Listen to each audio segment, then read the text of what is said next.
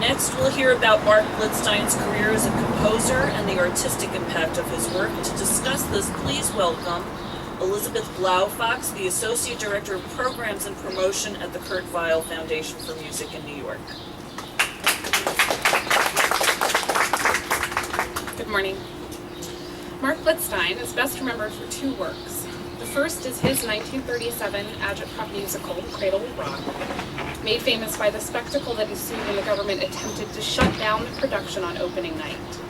The second is his English-language adaptation of Kurt Weill and Bertolt Brecht's musical theater piece, Die Drei Groschen Oper, or as it is known in English, the Three Penny Opera. So if you were wondering why someone from the Kurt Weill Foundation is here to talk about Mark Blitzstein, that's why.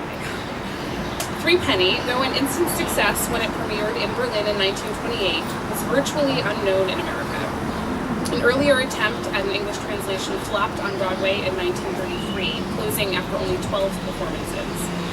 Weill, who immigrated to the U.S. in 1935 and since gone on to stake out other successes on Broadway with such shows as Lady in the Dark, One Touch of Venus, and Street Scene. According to Blitzstein, in January 1950, he telephoned Weill to tell him that he had made a translation of Pirate Jenny and sang it over the phone to Weill and his wife, Lotte. Weill responded, "I think you've hit it. After all these years, Mark, do it all, why don't you? You're the one for it." Though Blitzstein did not complete the adaptation until after Weill's death in 1950, it was assured by Lenya that it would have met with Weill's approval. Similarly, Brecht piled praise on Blitzstein, declaring the adaptation brilliant. Three Penny opened her at the Theatre de Lys in Greenwich Village in 1954 and went on to run for 2,707 performances, the longest run of a musical at that time. It is largely due to Blitzstein that Weill's most well-known work and his most popular song, Mac the Knife, has had any success in America. But is this all there is to say about Blitzstein? That he was the creative force behind these two works whose success cannot even be entirely credited to Blitzstein's own talents as a composer? By no means.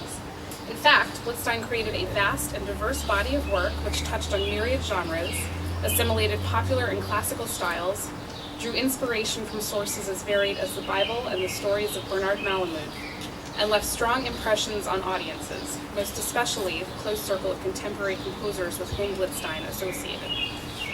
As a young composer in New York in the 1920s and 30s, he came in contact with the preeminent figures of the New York new music scene, including Aaron Copland, Hans Eisler, Virgil Thomson, Elie Siegmeister, and Charles Seeger. The influence of these colleagues and the opportunity to have his works performed at the concerts hosted by the Composers Collective and the Composers Forum Laboratory proved invaluable in his early development. Copland, in particular, recognized Blitzstein's promise early on and took on the role of mentor, champion, and friend. His support took many forms, including encouraging Blitzstein's efforts, helping to arrange performances of his pieces, and also invariably offering critique with a view towards pushing Blitzstein to reach his full potential.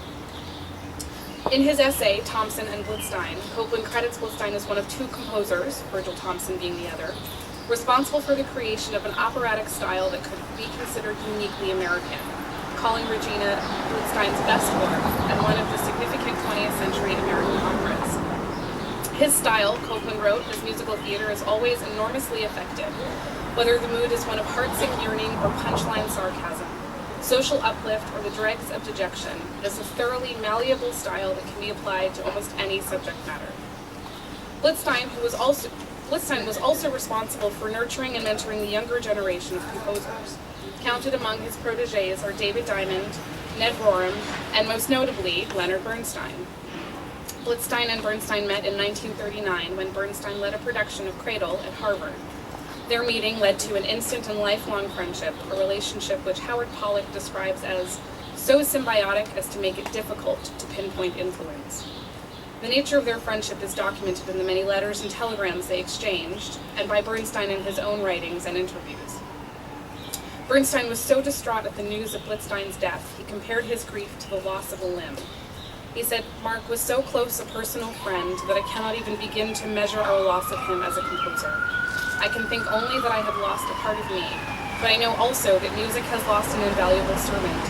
A special position in musical theater is irreplaceable."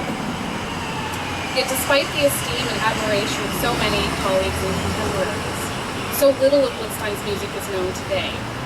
One possible cause was Blitzstein's almost obsessive proclivity for revision. Never satisfied, he constantly reworked, rewrote, and discarded his compositions. This, in combination with his unexpected and tragic death at the age of 59, resulted in a body of work in various stages and combinations of incomplete, unedited, unpublished, unperformed, and unperformable condition. Even the works which receive performances regularly have some element of elasticity. Nonetheless, his flame has not been entirely extinguished, as evidenced by this gathering. In the intervening years, a small number of his works have remained in the repertory and receive occasional performances, mostly in America. In 2012, Mark's nephew, Stephen Davis, donated his 50% share of Blitzstein's musical and literary estate to the Kurt Weill Foundation. In the time since the KWF took over administration of the catalog, we have seen a slow but sure increase in the number of Blitzstein works performed each year.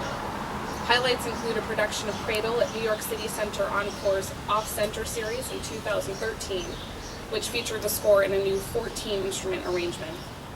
A production of Triple Sec in Berlin in 2015, the work's European premiere. Airborne Symphony in San Francisco last year. Professional and university productions of Regina, and a 4-part radio documentary on his life and work, which aired in Europe and in the US on the WFMT radio network. The KWF is proud to support these performances and projects through its grants program. In 2016, we launched the official Mark Blitzstein website, mark-blitzstein.org. And of course, Cradle, which has taken on alarming new relevance alongside current political events, remains a repertory staple, a favorite of colleges, universities, amateur and professional companies alike. Next month, Opera Saratoga in upstate New York will present a new, fully staged production of The Cradle Will Rock with Blitzstein's orchestration conducted by John Mauceri. This will be the first time the original orchestration has been performed in the US since the New York City Opera production in 1960. And I am further pleased to share that Opera Theater St. Louis has just announced it will open its 2018 season with Regina, starring the legendary Susan Graham in the title role. It is too early to declare any sort of revival or renaissance of Blitzstein's music, but we can at least say that the significance of his contributions to musical theater and his influence on American music in the 20th century have not been forgotten and should not be overlooked. It is precisely for these reasons that his legacy must be preserved, and this historical marker is one small but essential part of that mission. Thank you.